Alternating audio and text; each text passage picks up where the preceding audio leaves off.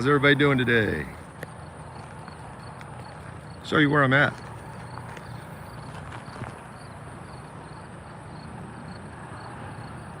All right.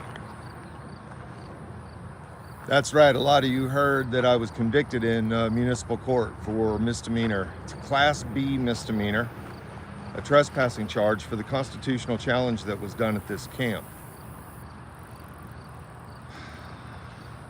I was almost in a mindset to just take that defeat and move on. Everybody was telling me to go ahead and appeal, but I've got enough going on.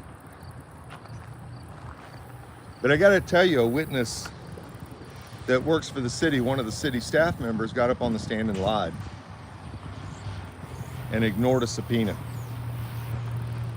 The difficult thing is that the municipal court is not really a court of record, and but one of the advantages of that is that once the appeal's filed in Kansas, according to Kansas case law, that the sentence is vacated. So what that means is that you camp monitors out here that had your little celebration thinking that I wasn't going to be out here anymore. Yeah, sorry to ruin that for you. I've got work to do. We're going to kick up the propane drive again this winter, and I'll be damned if I'm going to let a bullheaded city that kicks people out of a camp trying to help and then continually messes it up is going to keep us out. It's not going to happen. It's a little hard to believe that they would go to the extent that they did to convict a constitutional trespassing challenge. But the other part of the sentence that just really makes no sense is we have a city failing the homeless, okay? And it's been shown over and over and over again. And we have a mayor who recently at a city commission meeting that I can't go to because they've got a 60-day ban on me there, and I'll get another charge if I show up, apparently. We'll handle that too. But yeah, while I'm gone, they go in there and they're getting ready to try to criminalize homelessness and start to make people criminals.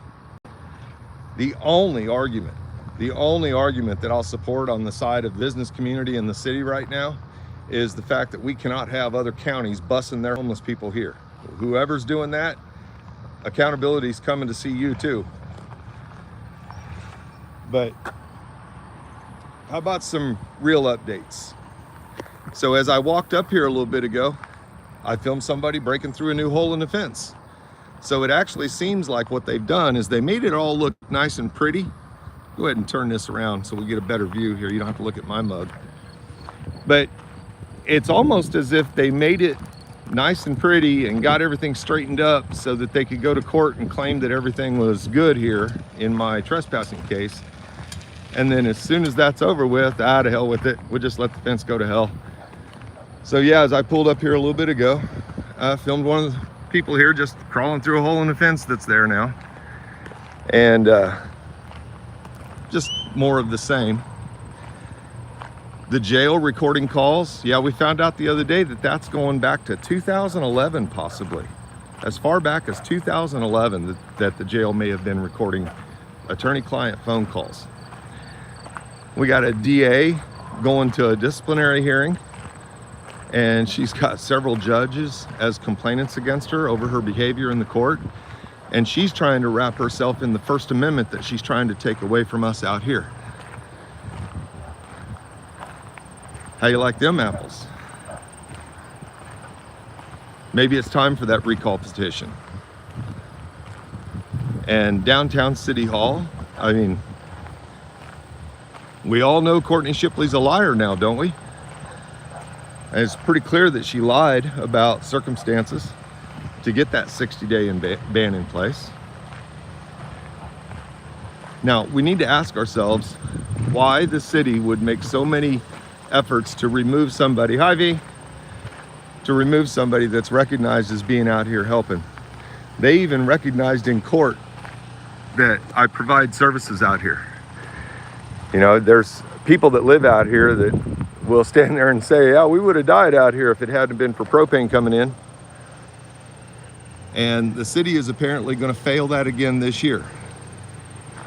Now, if you go back in the journal world and look, you'll see the camp, how it was laid out before, and you'll see all the tents nice and neat and everything in there. Look how empty that thing is now.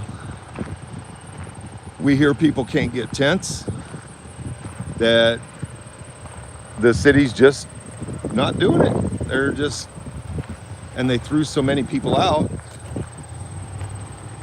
but they can't deny them complete services, so everybody camps out near the camp.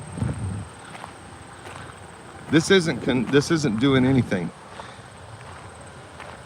And those of you in the city that want to change this, the only way you're going to change it is to make the city change themselves. And that means that they're going to have to quit taking advantage of advocates and then throwing them aside. You know, I was talking to one of the advocates earlier this morning, and the reality is we are your street outreach. You know, you guys had a 10-member street outreach team that did not do the work. Regardless of the reason, there's internal and external reasons for why all that happened, but they became more service provider coordinators, or what do they call it? The people that they were doing street outreach with became clients of theirs rather than doing honest street outreach, which is simply connecting them to services and moving on to the next person and getting them moving down the services line. The problem is that you guys don't have the trust. The city doesn't have the trust. There's a few people in Burt Nash that have people's trust, but by and large, that ball's been dropped somewhere. And there's a loss of trust there as well. And when they don't trust you, it's a losing game for them. Why should they put in any confidence in you to help them when you've shown that you can't? So you get rid of the advocates, the ones that are out here that have these connections that can help people make the right decisions. You know, we hear about vouchers that are lost because of bad decisions. We hear that from the service provider side. It would be awesome if the advocates were able to step in and help those people make better decisions. That's something with the trust bond that's created in a friendship that's there. You're able to influence a decision. You guys in authority, you know, when something happens out here, your de-escalation tactic too many times is, guys, it's on camera, guys, it's the plea. You're threatening a consequence. How about we try to incentivize performance instead? You know, these are all ideas that they're elementary. And we have a city that is so focused on control that they would rather trespass the helping advocates out of here than to actually do the job. So I'm looking forward to the district court hearing, because that is a court of record and there will be a transcript. And the person that lied on the stand in municipal court, that person and I are going to have an enjoyable day in court, because we're going to go deep into these questions and we're going to find out what the root of the problem was. You guys may convict me on that again, and you may be able to enforce your 300-foot ban and make me pay the $50 fine. You might even be able to put me in jail for a few days. But before all that happens, your lies are going to get exposed. That I assure you. One experience in court taught me that I've got the cojones to do it. And I think everybody that was there that day knows it. There was an attorney that sat second. His case was up after ours. We're both scheduled at 10:30 in the morning. He sits through 4.5 hours of my trial, and at the end of it, congratulates me on the presentation and asks me if I'm going to be filing an appeal. Well, yeah, the appeal's filed. Additionally, there's a motion to dismiss the other charge submitted.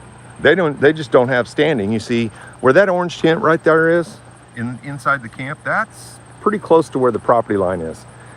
And that's the property line that separates what the city owns from what the Douglas County Call Drainage District owns over that way.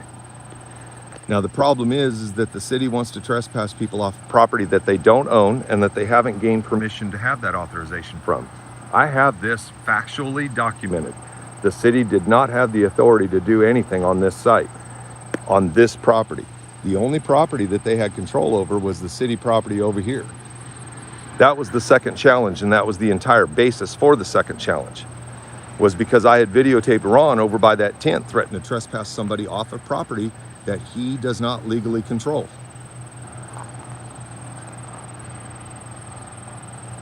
So that motion went in. Guys, learn the court processes. It's really not as difficult to present. What's difficult is understanding the details. I had a lot of help on this. And I'll have a lot of help on the next one. Guys, that's your update from around here. Persecuting and prosecuting. That's what we do in the city of Lawrence. And then we ban you if you don't like it. Trespass you and throw you out. You want to complain? We just won't answer your letters. We won't answer your calls. That's what we do around here. That's what we do in Lawrence. Time's coming. Time's coming where those lies ain't gonna work anymore, guys. Michael, Lawrence Accountability, live where I'm not supposed to be, or where the city doesn't want me to be anyway, exposing the lies.